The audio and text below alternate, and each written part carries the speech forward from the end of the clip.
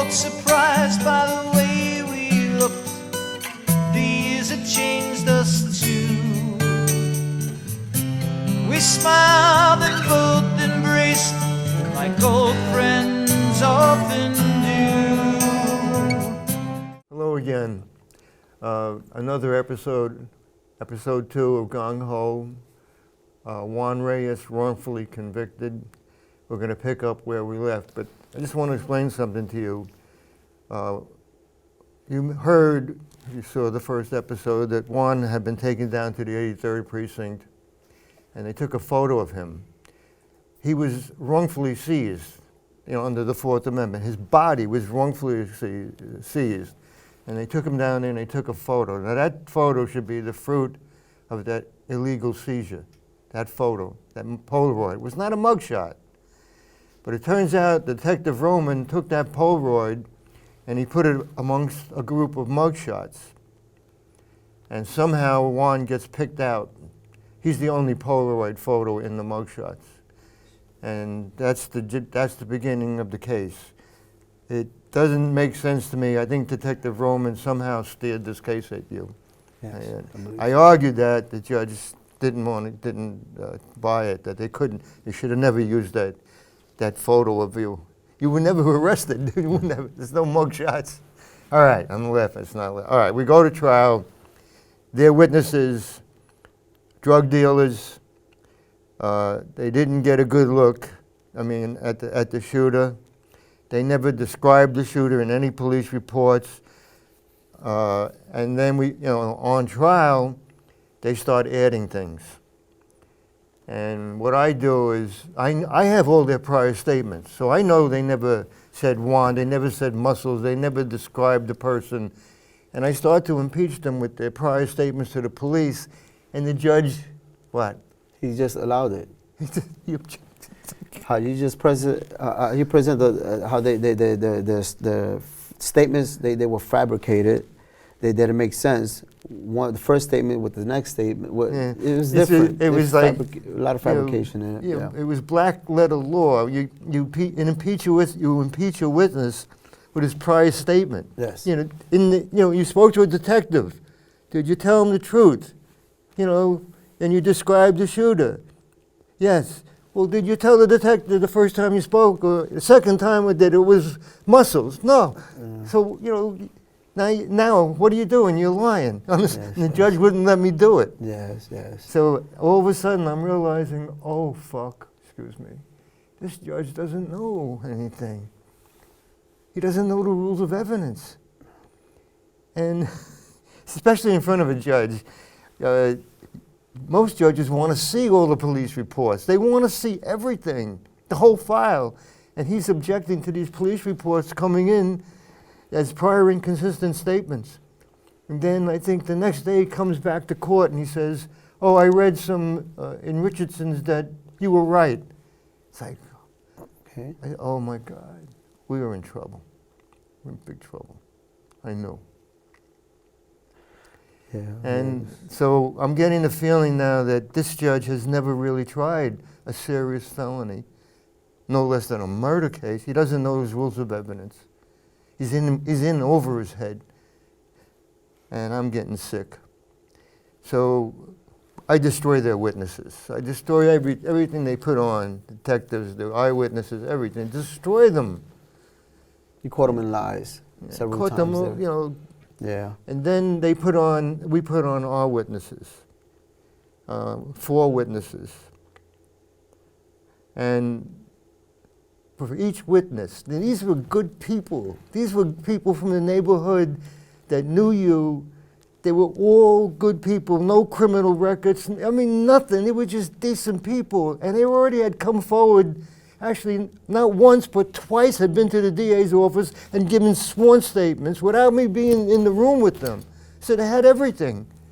And they get on the stand, they start to testify, and I'm doing my direct, and then all of a sudden the judge starts doing he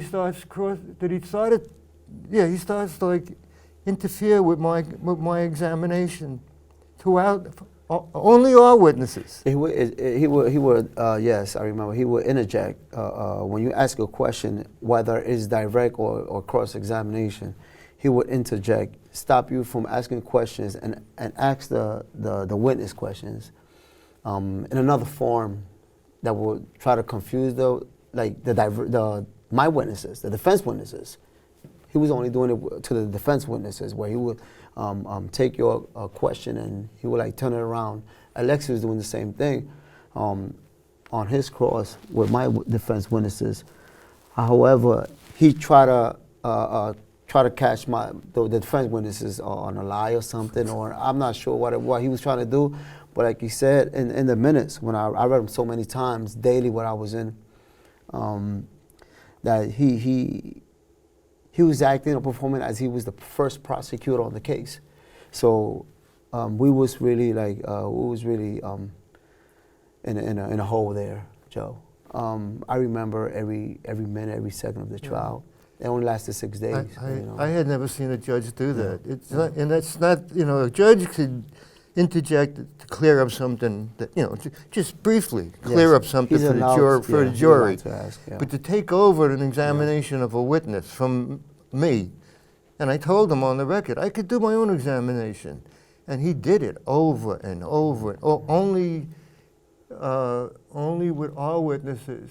But I think he even did it on some of my cross-examination. He just kept interfering. Yes. He interfered on your direct and on your cross. However, on the ADAs, on the people's witnesses, he never.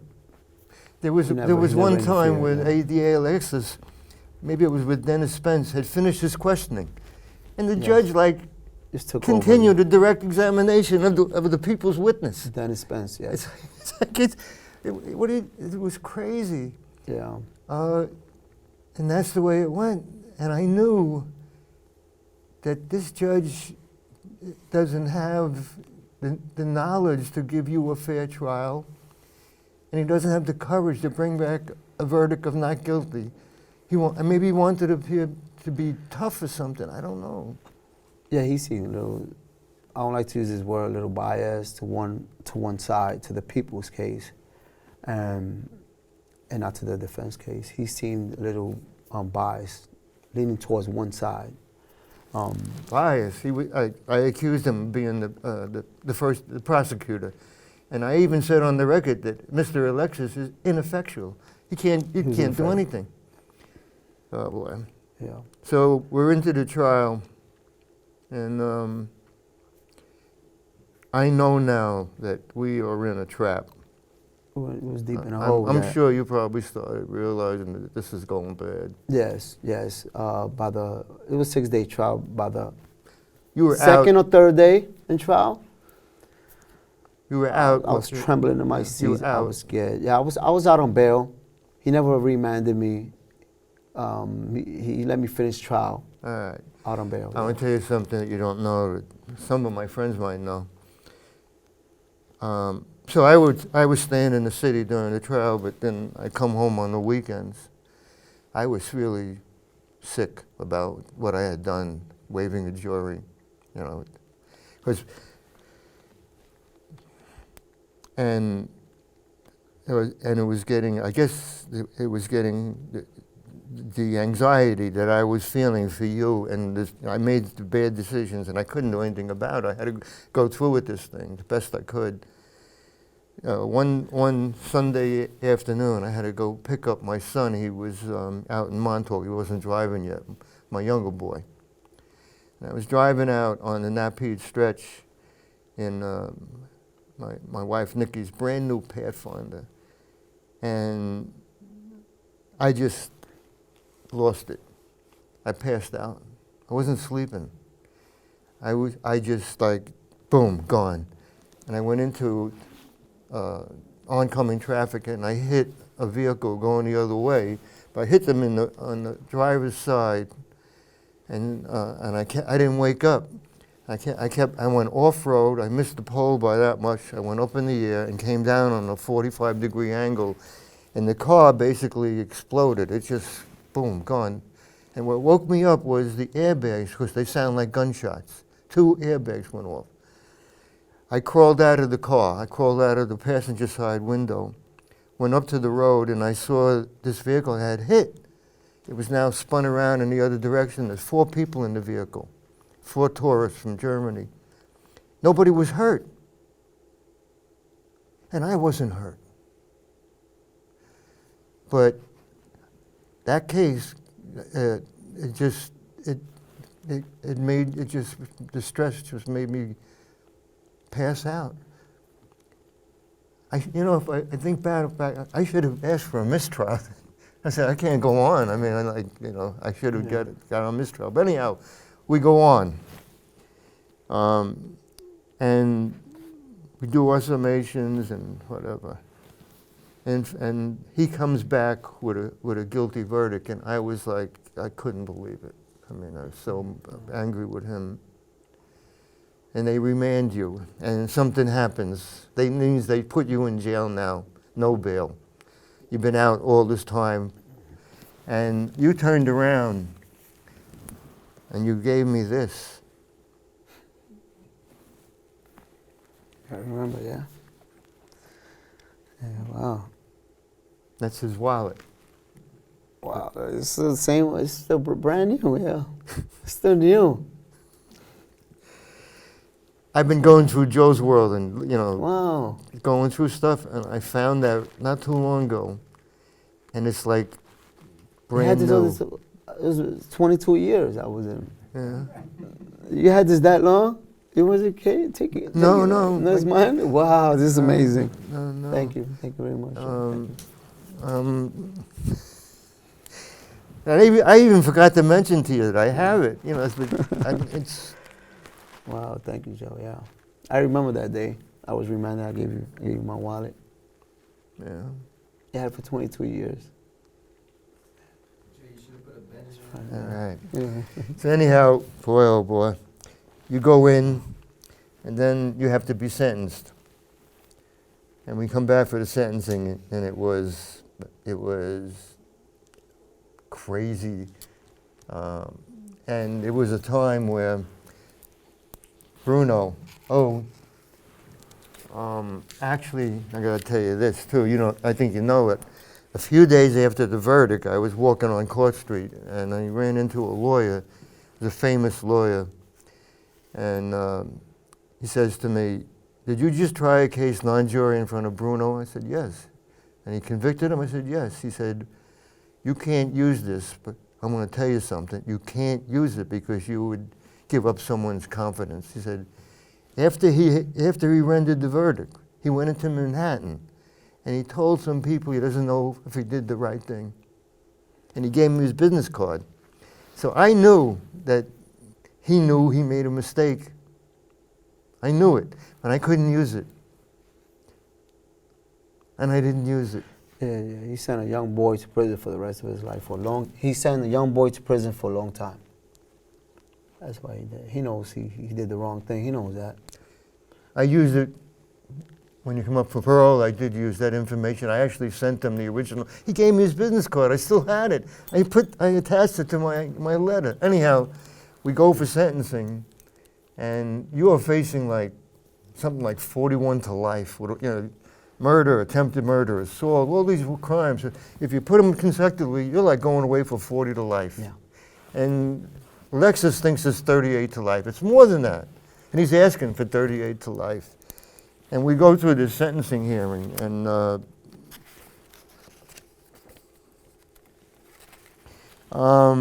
I'm talking about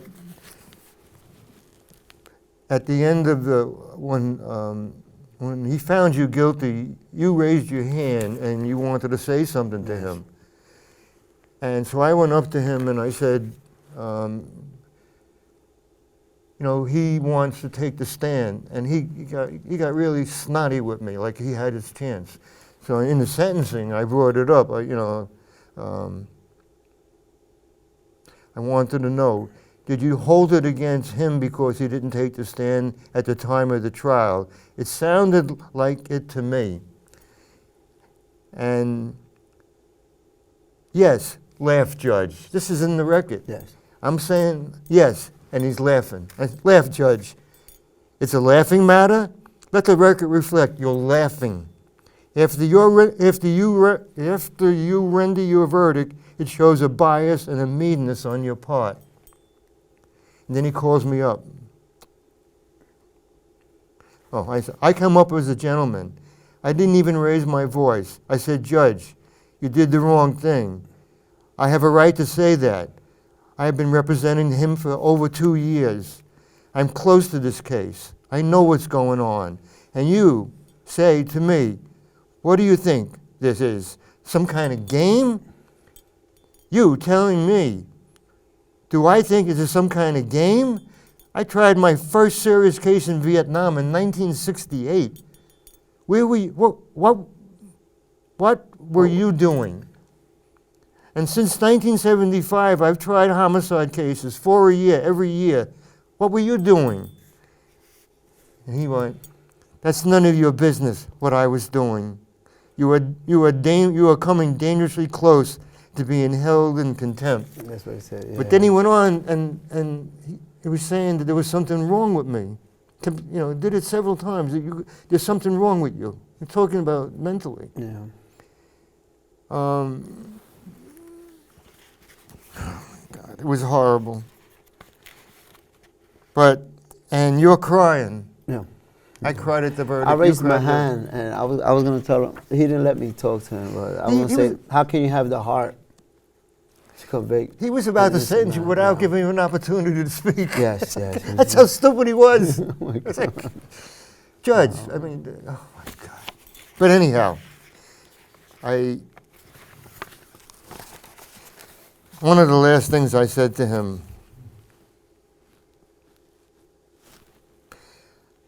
you do what you think you have to do. I know you're going to give him the max, but he deserves to be a free man, and someday he will be a free man.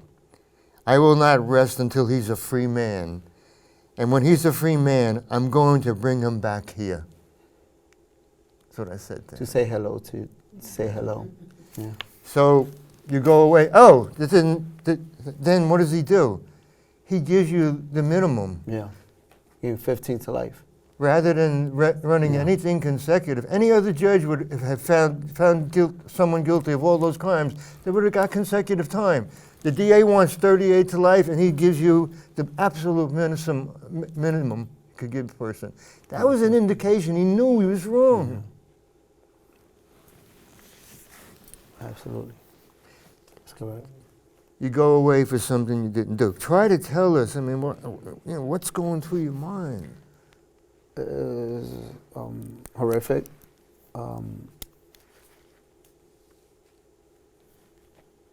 It was hard, not only for my family as well. I would lay in bed, Joe, and just look at the ceiling and stare. My tears come down my eyes. For months, maybe years, maybe to this day, I'm a free man now, but I still live those days, Joe. And I would stare at the ceiling. My tears come down. I ask, why me? Every time, why me? Why this have to happen to me? One day I'm with my family, the next I'm in a cage. We're going to come to an end in a little while. Jeanette, come on up and just sit next to him. Come on. We're going to have Can you hold him, Steve, please? Steve, can you hold? Oh, yeah. Thank you. Come on, you stay here. This is Jeanette. They were high school sweethearts. They're married now. She stuck by him. She knew he was innocent. I knew you were innocent. The judge knew you were innocent. Yes, absolutely. And there came a time when you had to go in front of the parole board. Yes. And when it's well known that if you go in front of a parole board and you say you're innocent, they don't want to hear that. They want to hear you admit to the crime and show remorse. So if you say you're innocent, they automatically tack on 2 years. Yes, my chances of being released and being with my family were slim, Joe. I would go first board in 2012. I went for the first time, and I I'm not the person who murdered Cesar Lacayo. I'm innocent. And when I used to get my decision for parole, they would say, yeah, you have been claiming your innocence since your arrest. And then I'll go again to the parole board in 2 years. It was 2014. Same thing. I'll be held because I'm not taking full responsibility, they say, that I was convicted for murder of a young boy. You know, he was like 19 at the time, the guy. Those were their decisions. Maintaining your innocence since your arrest. However, you've been convicted. And the next 2 years, same thing, over and over again. So Wow. Then what happened? I couldn't is say. yeah. I couldn't say something I didn't do. That's why they wanted for me to be released. How did we get the New York law? Well, Law School Innocent I Project? have written the innocent projects all of Chicago, all across the countries, many innocent projects. And Adele Bernard answered, and she said, we're willing to come see you and interview you. I sent the application, and they helped me out pretty much. They did for my last parole hearing in 2016, a little packet there that really helped. And you contacted the judge, Bruno, Oh, yeah. and you got a letter from him, from the judge, Bruno, stating that he ordered my release. And when I went to that parole board, it was different. It was like a 7-minute hearing. They said, this is an awesome letter from the judge that sentenced you. It was just amazing. No judges do this. And I was released. So I'll thank you for contacting them and finding, you know. And I And Adele Bernard. and you maintained your innocence, and I Yes. said you were innocent, and it turned out that Judge Bruno did something, I guess, out of guilt, Yes. because for 2 years he avoided me. I tried to contact him for 2 years. I went looking for him. I actually went looking for him, and he was ducking me. And then finally I got him on the phone by chance, and he said, "What do you want?" I said, "I want to talk to you." And I said, "Why are you avoiding me?" He said, "Well, because of the way you were on trial." I said, "I'm not going to do anything to you." And then he writes this great letter. Yes, great letter, yes. He writes a great letter after all of that. Yes, so I maintain my innocence. I would forever, whether it could be 20, 30, 40 parole boards, I'll be on my deathbed, I'm claiming my innocence. But what about the time Forever. lost? You lost 22 years. Yes. I had to just deal with it at the time and fight for my life, Joe, to get out. I did program. I've trained service dogs for war veterans for 3 years, for those to help the war veterans with their daily lives, with PTSD, those who are disabled, with TBI, traumatic brain injuries. So I trained those dogs while I was in there, and which it helped. It was a therapeutic program. So What I about decided your to stay. mind now? I mean, do you think you have PTSD? Yes, absolutely. I have PTSD. I have not been diagnosed, but I believe 100% I do have PTSD, Joe. Well, I think maybe you should get some counseling. I mean, what you've been through is extraordinarily bad. Yeah, it's been traumatic. I do have PTSD, Joe. I believe so. And it's great that you Jeanette. people are together Thank you, Joe. and spend Yes, some time yes, together. yes, thank you. All right, I think, something, I think we could end it. Yeah. We covered, and, people out there, this is not, what happened to Juan is not unusual. It's ongoing, and I would like to. I'm keep fighting, Joe, for my innocence, and you're helping me as well. And I would like to send a little statement out to those who are incarcerated right now, fighting for the same thing for their lives, for something they didn't do. Innocent people out there,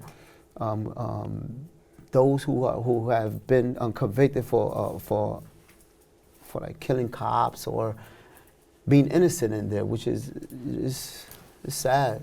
I know I have met people. I was in there the same way. And It's only recently, like say maybe within the last 5 years, Some DA's offices have started what they call, wrongful conviction units, and there's been a lot of exonerations, mostly murder cases. All misconduct and corruption that involves the detectives going to a DA with a bullshit case, and they go ahead with it. Yeah. And they convict an innocent man, and nobody cares. They just want to win.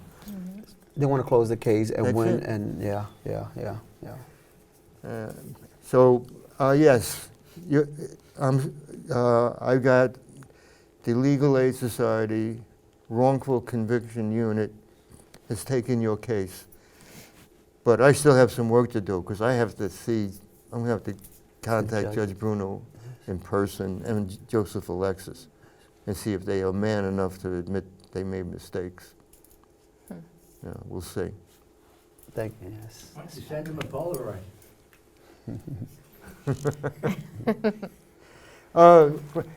Call your dog over. We got it like 40 Oh, seconds is it left. okay? I'm sorry. I didn't- Bishop, Here we go. come here, puppy. Come here, puppy. Oh boy. Eden is on the show every show. She's an assistant producer. This is my boy. This is Bishop. He's only 10 months, pretty big already. This guy, My canine. I tell you, I was playing with him last night. My God, He's very That's strong. an intense dog, he is man. strong. You got energy, man. He's just. There's very lot of energy, No, yes, my yes. friend's the energy. And big paws. We had him on the beach this morning. He was roughing up some of the locals. Are you going to the beach again tomorrow? We had him on the beach. Come with All you. right, we're done. You guys- Line, 'cause friends are friends for all time.